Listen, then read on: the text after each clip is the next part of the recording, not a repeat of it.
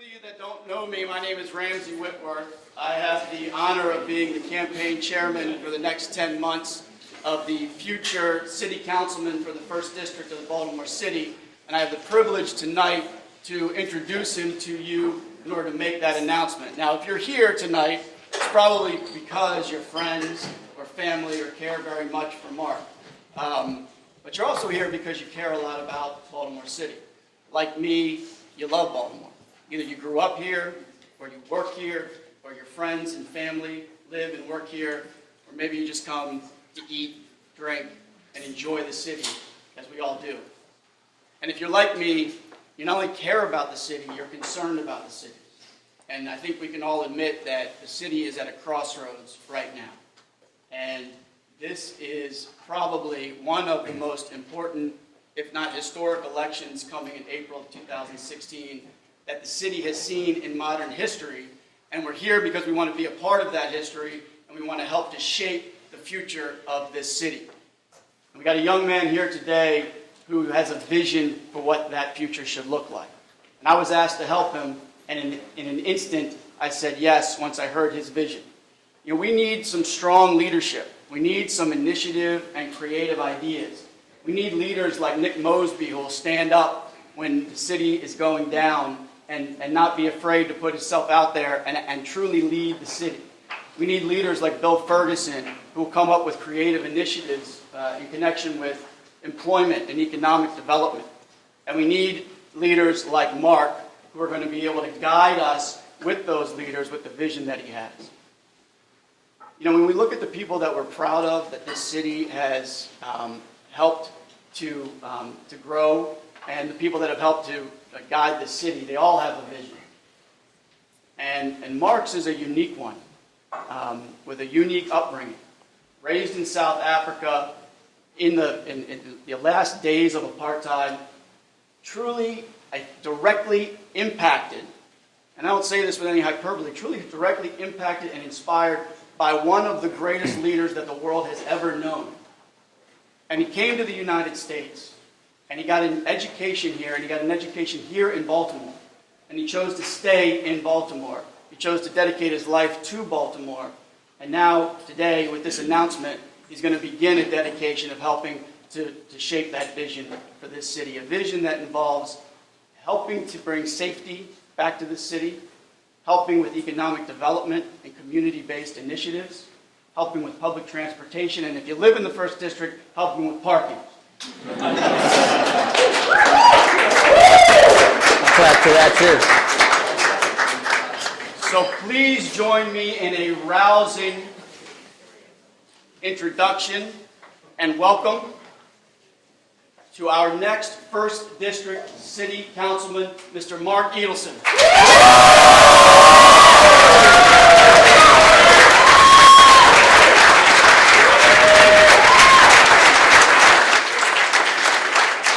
Thank you, guys.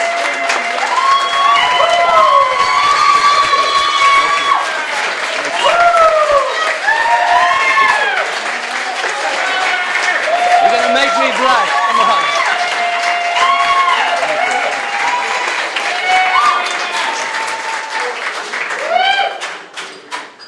I want to thank you all so much for coming out tonight.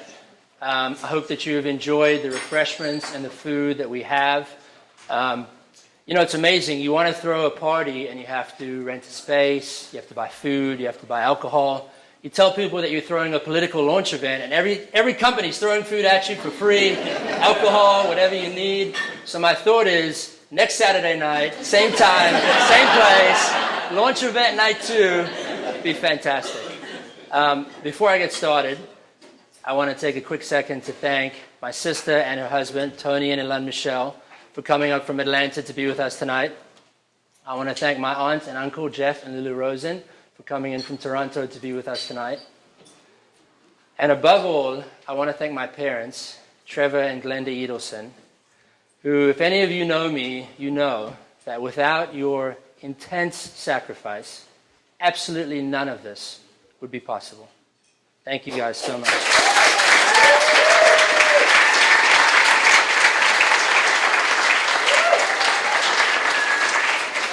So I've met with a lot of people over the last 6 or so months to get to where we are tonight.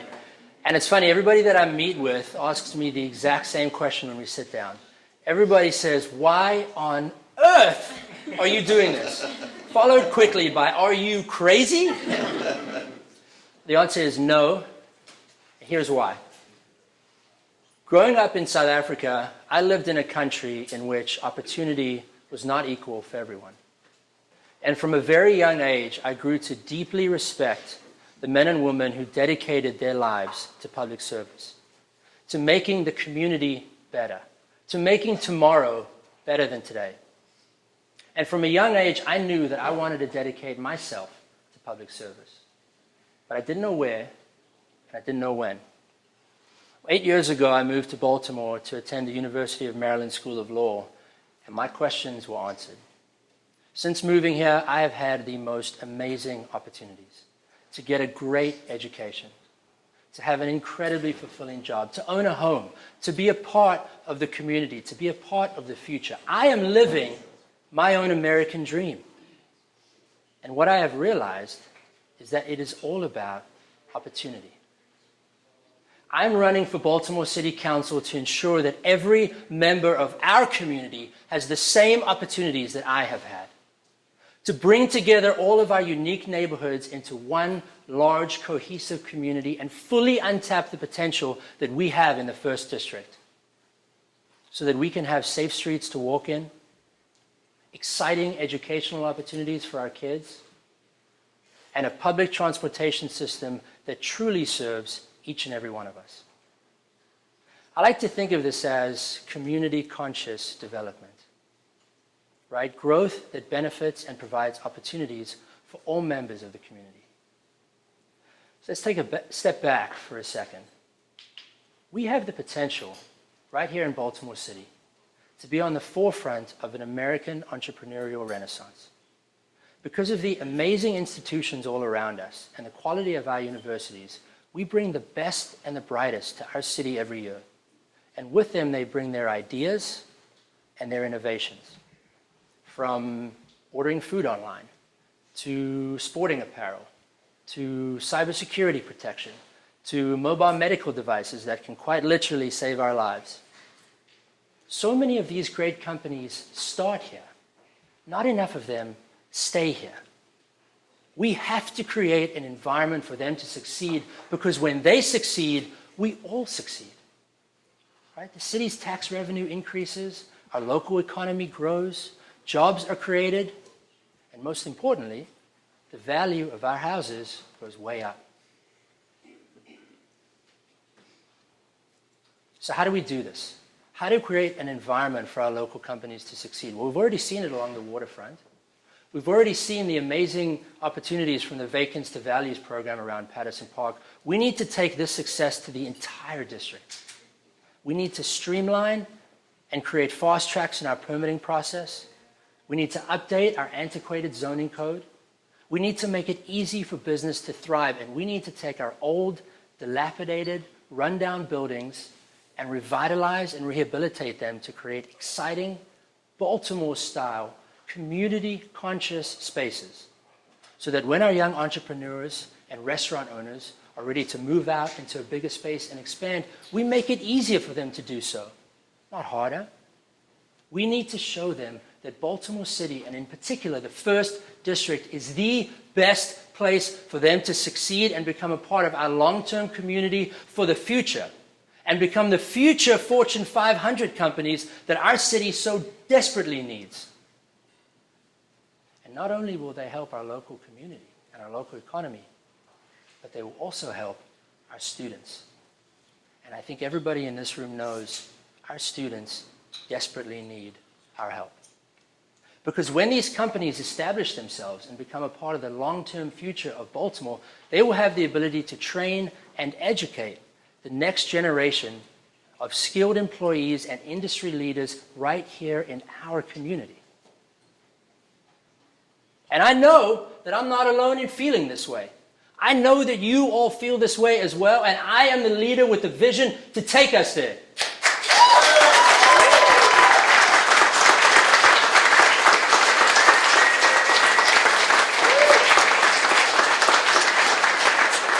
I am willing to work and do whatever it takes to achieve this vision. And like I said, I'm not the only one that sees it. In fact, right now, the federal government is spending millions of dollars to try and rehabilitate our internship and apprenticeship programs in local companies. Right? We know about the city's Youth Works program, hoping to place 8,000 of our city school kids in companies around the city this summer. Incredible stuff. There are private companies like Venture for America, placing fellows in startup companies around the country now, and we need to tap into all of these opportunities in our district, in our community.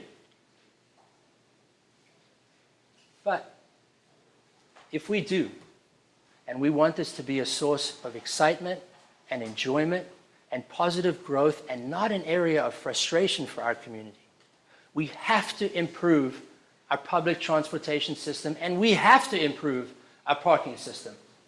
I don't know how many people drove around for a while tonight just trying to find a parking space. Right? I'm speaking to the biggest choir ever, people that agree with me on that. Especially in light of the fact that Governor Hogan just made an announcement about the red line that we all know about. We look outside the window, right? We have a beautiful inner harbor, gorgeous green parks, and a breathtaking waterfront promenade, and yet we don't use any of them as viable options for public transportation. So we all drive everywhere we have to go. We sit in traffic for hours. We get home at night and then look for parking for hours. And you get so pissed off looking for parking that you get angry at your neighbor for finding a better parking spot than you did. And when you finally find a parking spot, you don't want to move your car and enjoy all the things our city has to offer because you might lose your parking spot. I mean, this is a celebration, but I'm getting angry just thinking about it. Well, I want you to take that anger and that frustration and put it out of your mind for a second.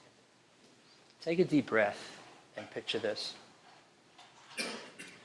On a Monday morning in Baltimore City in the not too near future, not too distant future, after a relaxing weekend with maybe a couple too many breakfast omelets, Yair decides that he wants to take the water taxi to work. So he looks down at his phone, sees a smartphone app developed by one of our local tech companies, tells him that the water taxi is picking up in 30 minutes. Just enough time for him to get dressed, take a shower, grab a bagel and a cup of coffee, and head on down to the water for pickup. And for the 10-minute ride to work, Yair has the best breakfast view in town. Well, Sarah decides that she wants to ride her bicycle into work. So she walks out of her house, walks down the street and picks up her own bicycle, or hops on the local bike share program and rides into work, safely and peacefully in designated bike lanes through our beautiful green parks and along the waterfront. Well, that night, because he doesn't have a car to worry about, probably also because of all the omelets, Yair decides that he wants to walk home.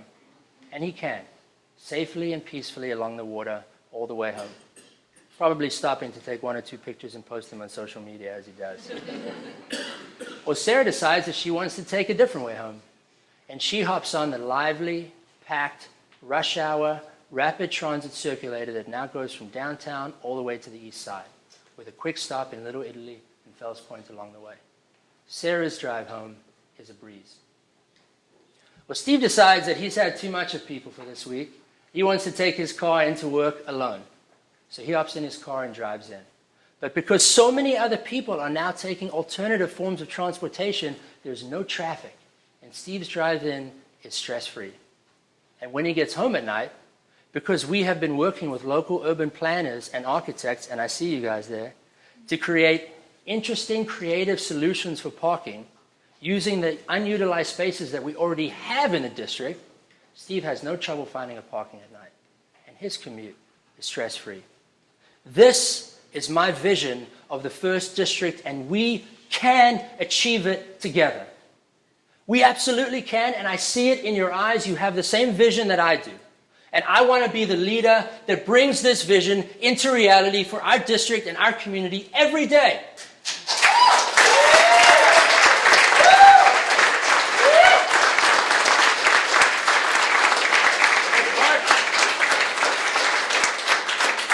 This is the quality of life that we can all have together. But it only matters, it only works, it only happens if every single one of us feels safe. I truly believe that we will only reach our potential as a community when every member of our community feels valued and feels safe. And we can achieve that sense of safety and value through deep, trusting relationships with our local police officers. We all owe a deep debt of gratitude to the men and women of the Southeastern District Police Department who risk their lives every day to keep us safe. Ben, I see you in the back. We do. And we should be doing everything that we can as a community to make their job easier. As your city councilman, I will promote continuous, open, honest dialogues with our local law enforcement at community association meetings and citizen on patrol walks. I will push for more streetlights at night and more visibility so that criminals have less opportunities to commit crime. And through these options and through these discussions, we will build closer bonds with our neighborhood. We will understand the work that our police officers are doing to protect us, and they will understand the issues that we are facing. And we will become more aware and learn how to protect each other as a community. That is my vision for life in the 1st District.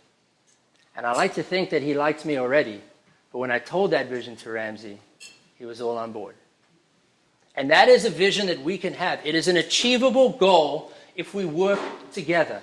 Community-conscious development with opportunities for all of us. An effective and efficient public transportation that serves every member of the community, and safe, clean, walkable streets. From Harbor East to Highlandtown and everything in between. That is my vision, and I hope that you share in it as well. Because if you do, we will achieve it together. But I cannot do it without you. I need your help desperately. And if you feel that you want to be a part of this vision, and every single person in this room should, I need you to make sure you go to that back table at the end of the night. I need you to grab Ramsey and Steve and Jason and Greg and Sean and Matt and sign up and be a part of our team. Be a part of our vision.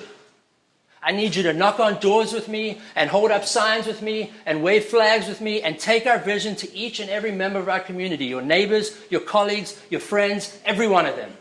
I need you to do it with me.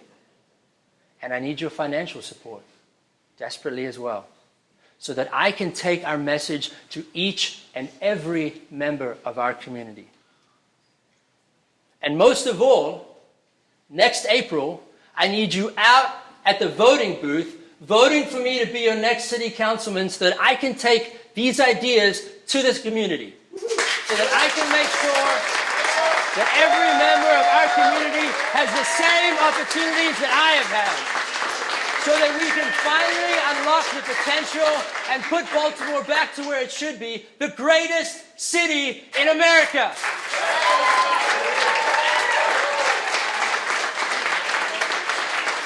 Thank you all so much for coming out. I cannot thank you enough. Enjoy whatever's left of the pizza and the snacks and the alcohol. I'll be around. I'll be here all night. I love to talk to everybody, hear your questions, your concerns. Thank you so much. Have a fantastic night.